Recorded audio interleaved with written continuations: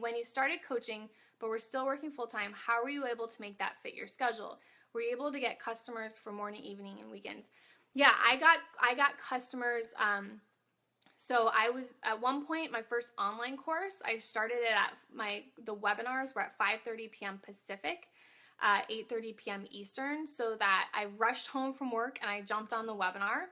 So that was one thing because I was Pacific time zone, so I got off work at like 4:30, rushed home, did my first online course in the evenings.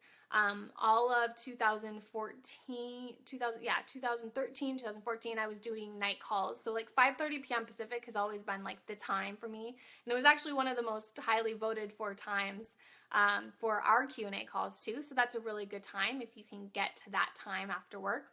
And then I also took individual clients before work too. So so my time, like a 5 a.m. call would have been, 8 Eastern, so I could talk with someone early morning as well for clients.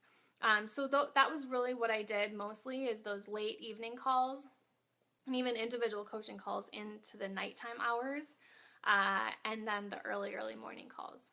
So hopefully that helps, Tish. But that's where we made it happen. That's when I worked with clients, and most people understood. They knew that I still had another job that I was going to as well. So I didn't promise phone calls during the day or anything like that.